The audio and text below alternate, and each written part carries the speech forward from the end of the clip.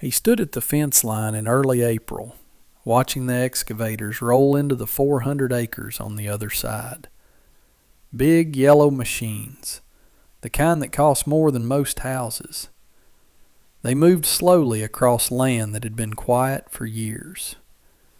The developer's crew had arrived that morning, trucks, survey equipment, portable offices appearing like a small city sprouting overnight. He'd walked over around midday, found the project manager, mentioned something simple. He'd been watching these fields for 50-some years, and he knew things about how water moved here, things that might matter for what they were about to do.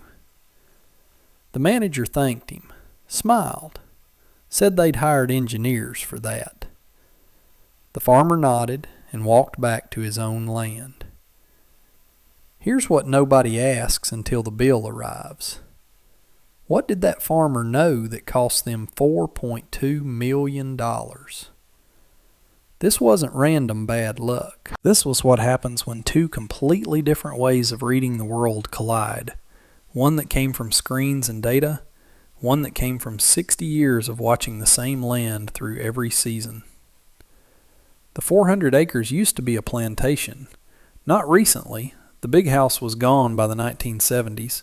The fields had been worked by sharecroppers, then abandoned, then bought and sold in pieces until this parcel landed with the developer. But underneath all that time, underneath the overgrown timber and weeds and kudzu, was something the earth still remembered. Antebellum plantation owners didn't survive by accident. They engineered those properties the way military officers engineer supply lines. The water had to move. It had to drain from the fields so crops wouldn't rot. It had to move toward the rivers in ways they could control. So they built a system. Hand-dug channels that ran for miles, some of them 5 feet deep, with bottoms sloped at precise angles. Clay-lined ditches that directed water like a conversation, telling it where to go, and the water obeyed. Underneath, in places where water wouldn't move on its own, they laid pipe. Stone pipes, fitted by hand, sealed with clay and lime. Some of those pipes were still intact after more than 150 years beneath the soil. These systems worked. Through the Civil War, through sharecropping, through mechanization when fields went to cotton. Maintained by people who understood them, or at least by people who learned from people who understood them. Weather happened. The systems held. Then came the part everybody forgets. The owners migrated north. The workers scattered. The land was sold, bought, sold again to people who had no idea what they were looking at. Ditches filled with sediment, and trees grew through them. Stone pipes corroded or broke under the weight of earth and time. The channels disappeared under 50 years of forest growth. The whole infrastructure of water management just vanished from human memory. Erased the way old things get erased when nobody needs them anymore. But the land didn't forget. The pipes were still there under the soil, still dividing water the way they were designed to divide it. The channels were still there under the trees, still wanting to move water the way they'd been engineered to move it. The water still wanted to obey those ancient instructions, even though nobody alive knew those instructions existed. The farmer's family had worked adjacent land since the 1920s, watched it through decades of seasons, noticed where ground stayed wet longer than it should, noticed where water pooled after rains in the same places year after year, noticed where it drained faster than surrounding fields, in patterns that didn't match the visible topography. These weren't just observations anymore. They became knowledge. The kind that gets written in memory, in instinct, in the way you read a land because you've paid attention to it longer than most people your age have been alive. A modern survey cost the developer $50,000 to $100,000. Ground-penetrating radar, soil testing, reliable technology, accurate for what it measures, but it measures the present, right now. What it doesn't measure is what's buried under 150 years of sediment and vegetation. What it doesn't see are systems designed when the people who designed them are dust. The farmer knew this. He just couldn't explain it in a way that would matter. The development company that bought the 400 acres was based in Atlanta. Mid-sized operation, the kind that built retail complexes and mixed-use projects across the southeast. They'd done this dozens of times. Their model was simple. Identify undervalued property in transitional areas, assemble the land, get approvals, build fast. Retail on the ground floor, office space above it, residential units surrounding. Leasing rates were predictable. Construction costs were known. Timelines were reliable. They did what any professional operation does. Hired a surveyor. Hired a geological consultant. Hired an environmental firm. The surveys cost between $50,000 and $100,000. Standard expense for a project this size. The companies that ran them used tools that worked. Soil testing, subsurface mapping, drainage analysis. The reports came back with green check marks. The land was suitable for development. Drainage would require standard systems, stormwater detention, French drains, standard infrastructure. Nothing unusual. Nothing that would blow the timeline or the budget. The developer's project manager was a guy named Richard. 20 years in the business. He'd managed 40-some projects. He understood risk. He understood contingency. He also understood that if you waited for everything to be perfect, you never broke ground. The survey said go. The timeline said go. The market said go. Money was cheap in 2019. Interest rates were low. Everybody was moving fast. He arrived on site the week before excavation was scheduled to begin. Walked the property with the construction foreman, pointed out where the foundation would go, where the parking lot, where the retention pond. The foreman took notes. Equipment was already reserved. Crews were already scheduled. The bank had already approved draws against the loan. Everything was aligned. That's when the farmer came over. Richard remembers this part clearly. Older guy, weathered face, denim jacket. Walked across his own property line like he'd done it 100 times. Probably because he had. Introduced himself. Said his family worked the land next to this property for generations. Mentioned he'd been paying attention to how water moved through here for longer than Richard had been in development. Said there were some specific sections. He pointed toward the northern part where Richard's retail complex was going, where water had patterns they should know about. Old patterns. Deep patterns. Patterns that wouldn't show up in a soil test done in 2 days. Richard was a polite person. He listened. The farmer was offering the sort of thing that sounds valuable until you realize you've already paid for an expert to tell you the same thing. Richard thanked him. Said the surveys they'd commissioned looked good. Said they had engineers on staff who specialized in drainage. Said they'd be fine. The farmer nodded. Didn't argue. Didn't push. Just said if anything went wrong, the problem would be under the ground, not on top of it. Then he walked back to his own property. Richard filed the conversation away as a nice local touch. Old-timer protective of his neighborhood. Probably felt territorial. Probably wanted to be involved somehow. Richard had encountered this before. He made a note about it. Not because it mattered, but because it was good practice to document conversations with neighbors. Then he moved on to other things. He had a site to open and a timeline to keep. Excavation started on a Monday in late April. The northern section where the retail complex would sit. Equipment moved in early, operators running the big caterpillars across cleared ground, cutting into the topsoil, opening the earth in straight lines where parking lots and foundations would eventually sit. The first week was routine. Dirt moved, holes got dug. The site supervisor walked it every morning, check progress against the timeline, mark things off a list. On Tuesday of that first week, one of the equipment operators, a guy named Marcus who'd been doing this for 15 years, mentioned to the foreman that the soil was wetter than expected. Not flooding wet, just wetter, softer. The kind of thing that happens sometimes. Spring rains had been decent that year, nothing alarming. The foreman made a note. They'd factor it into the schedule. Heavy equipment works slower in wet ground. That was known. By Friday of that first week, spring rains arrived. Not dramatic, just steady rain, the kind that falls for a day and a half and soaks the ground. Normal for April in that part of the country. The excavation slowed down, but that was expected. The site had drainage systems already in place, standard stormwater management, detention basins, French drains, the systems the developer's engineers had designed based on the soil testing and the geological report. Water would collect, drain slowly, and the work would continue. Except it didn't drain slowly.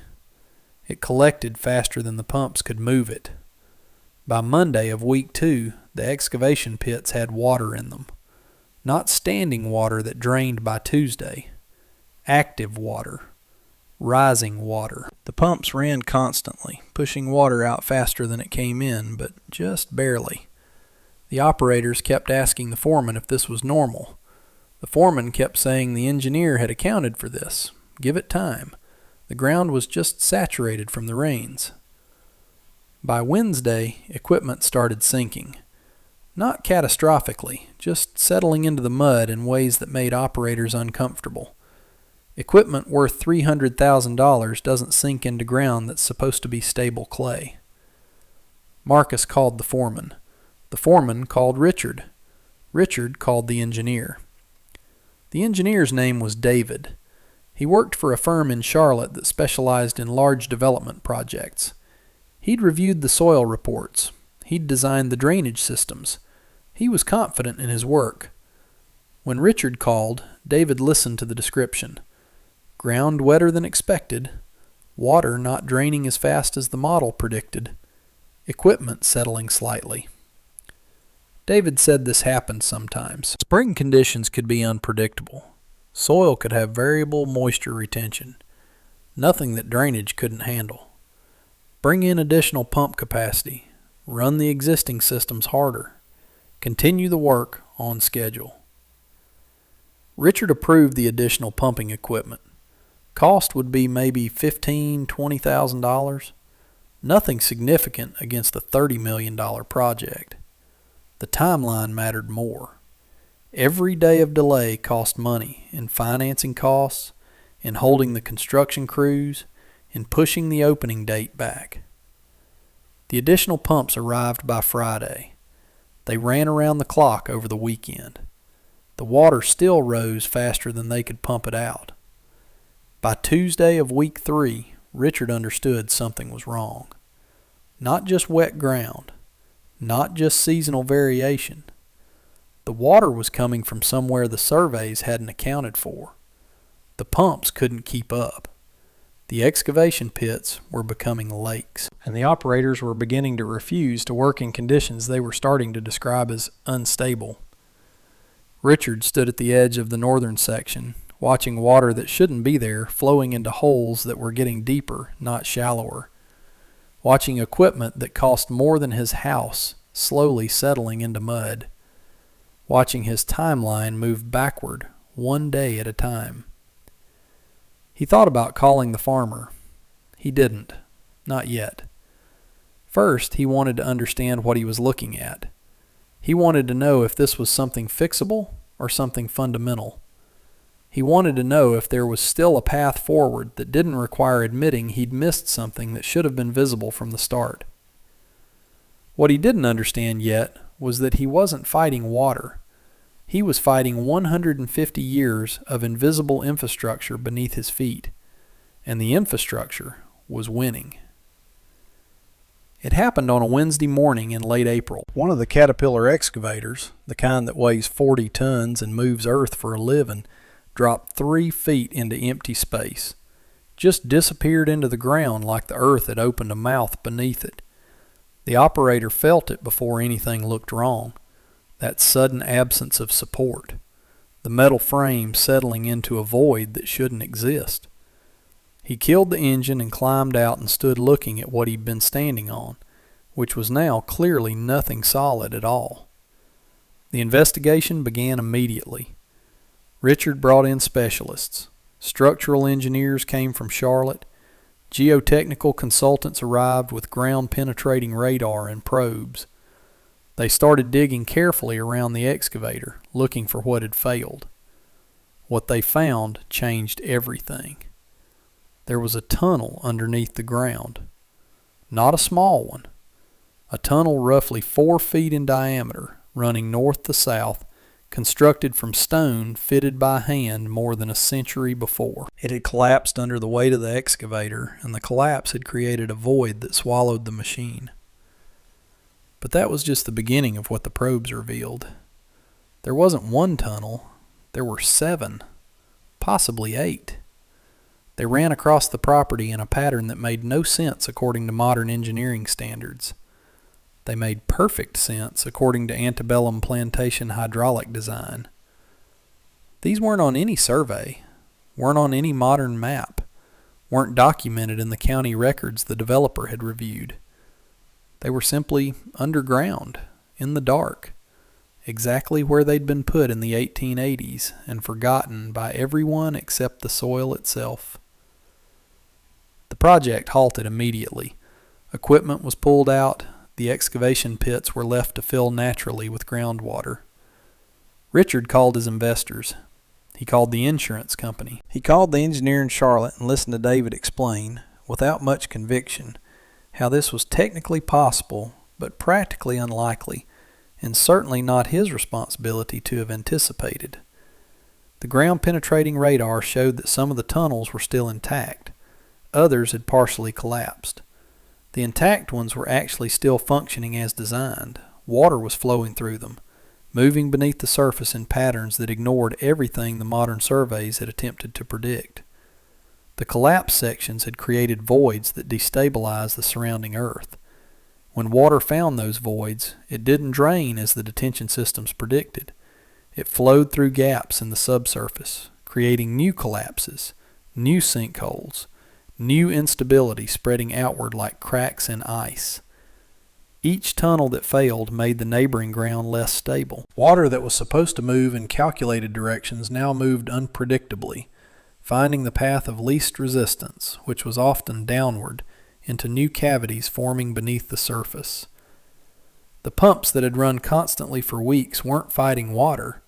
They were fighting a system that was disintegrating beneath them, releasing groundwater that had been contained in suspended animation since the tunnels began to fail.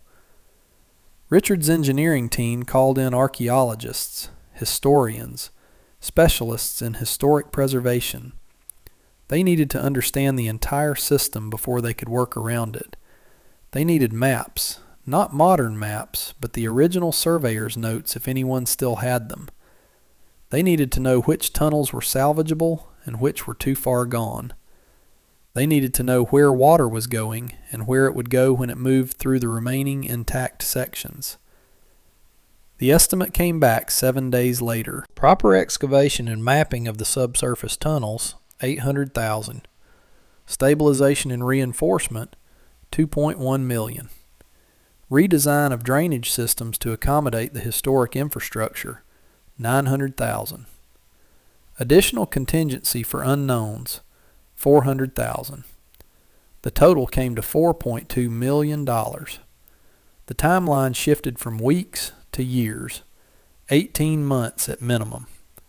That meant the retail complex wouldn't open when the financing was scheduled for it to open. That meant the first wave of revenue wouldn't arrive when the investors expected it. That meant the interest rates that seemed locked in favorable 18 months ago were going to look different in a world where construction was still ongoing. Richard stood on the property looking at ground that appeared solid from above but was riddled with voids beneath. He thought about the farmer, about the conversation where he'd dismissed a man who'd been reading this same ground for 60 years. Richard hadn't been arrogant about it. He'd been professional. He'd cited expertise. He'd deferred to systems and surveys and licensed engineers. He'd just been wrong. The farmer's name was Tom. He was 73 years old, and he'd spent his entire life on land adjacent to the 400 acres. His grandfather had worked those same fields in the 1920s and 1930s, back when the plantation was still functioning as a functioning plantation. Sharecropping mostly. Hard work. The kind of work that taught you things about land because your survival depended on it. Tom's grandfather had kept records. Nothing fancy, journals mostly. Notes about where water sat after heavy rains. Notes about which fields stayed wet longer than others.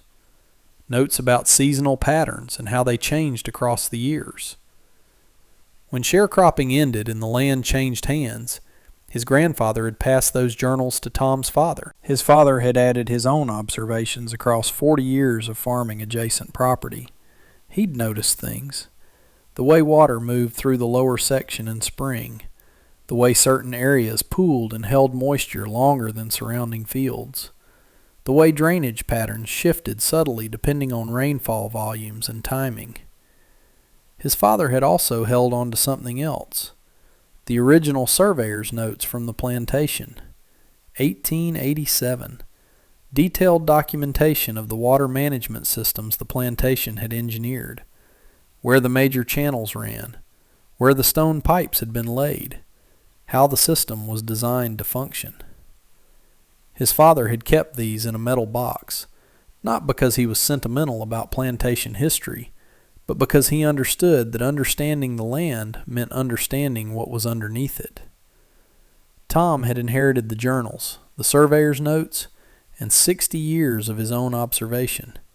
He'd watched that property next door through seasons, paid attention to how water moved through it differently than surrounding properties. Noticed that certain depressions in the ground appeared and disappeared seasonally, in patterns too consistent to be random.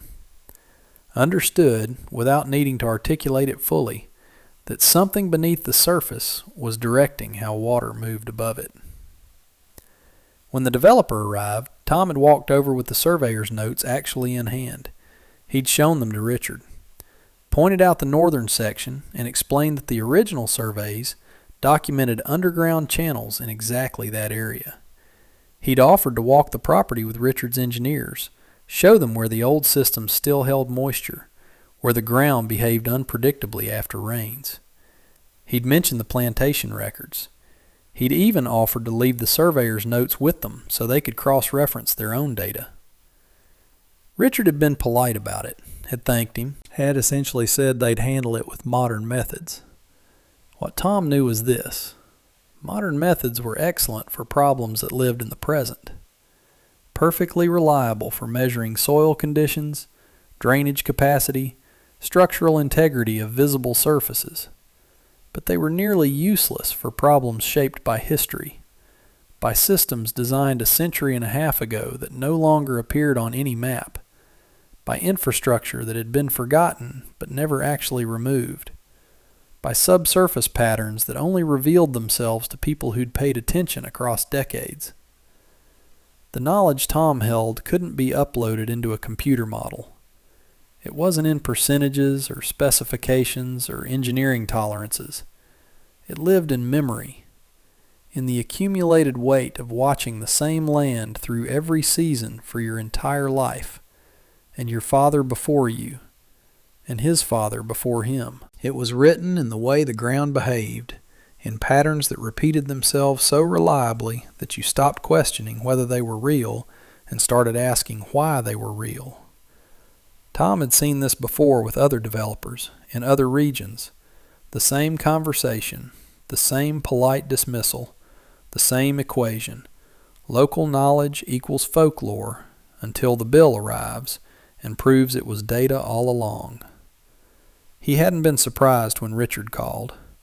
Richard called Tom 3 days after the excavator dropped into the void. Not to apologize exactly, just to ask if Tom would consult on the project, if he'd walk the property with the new engineering team and explain what he knew. Tom said yes. He brought the surveyor's notes from 1887, brought his father's journals, walked the site with the specialist team, pointing out where the ground held moisture longer, where the subsurface water moved unpredictably, where the old drainage channels were still functioning beneath the surface. The engineers listened differently now, took detailed notes, cross-referenced Tom's observations against the ground-penetrating radar, found that almost everything he'd described, things he knew from watching, from memory, from generations of accumulated attention, aligned exactly with what the instruments were showing. The subsurface was mapped methodically over the next 8 weeks. The intact tunnels were identified and preserved. The collapsed sections were carefully excavated and either reinforced or abandoned with controlled drainage redirected around them. The entire drainage design was rebuilt to work with the historic infrastructure instead of against it. It worked because Tom understood how the system functioned, not from theory, but from having lived next to its effects for 7 decades. Word traveled through the region like a particular kind of weather. The developer that ignored the old farmer and paid $4.2 million to learn what he'd already told them for free. Other development companies started making phone calls. Projects already underway halted excavation while consultants reviewed local knowledge. Companies planning new developments began hiring historians and reaching out to neighboring farmers before breaking ground. Tom's phone started ringing with calls from developers he'd never met, asking if he had time to consult on their projects. He did. He became the person they called first instead of last. The retail complex opened 20 months behind schedule. The original budget of $12 million had become $30 million. The development company's profit margin collapsed from what they'd projected, somewhere north of $8 million, to barely enough to cover their overhead. The investors who'd been expecting returns within 2 years were looking at 4 years minimum. Interest had accrued during construction delays. Financing costs had compounded. The math that had looked brilliant in 2019 looked considerably different in 2021. The insurance company investigated whether the developer's failure to consult local knowledge constituted negligence.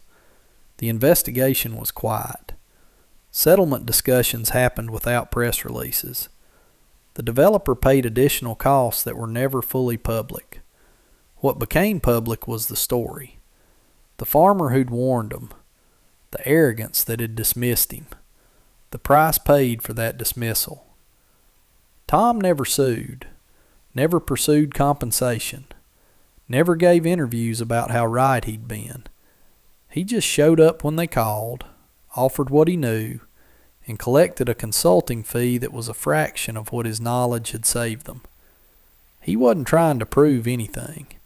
He was simply being useful in the way he'd been useful his entire life, by paying attention to land and understanding what it was trying to tell him. By the time the retail complex actually opened in late 2021, Tom had consulted on 5 other projects in the region. Developers who'd learned the lesson cheaper, who'd understood that expertise and humility weren't opposites, that modern engineering and generational observation could reinforce each other if you let them. The developer that had ignored him, they learned too, just more expensively. Here's the thing about expertise. It's built on information you can measure. Soil density, percolation rates, water table depth, load-bearing capacity. All of these exist as numbers. You can test them, quantify them, insert them into equations.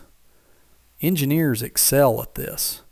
They take measurable inputs and predict measurable outcomes. It works brilliantly for problems that only exist in the present. But when a problem is shaped by history, when the ground underneath you is responding to decisions made 150 years ago by people long dead, your measurements become less reliable. Not useless, just incomplete. You're measuring a system without understanding the system's memory.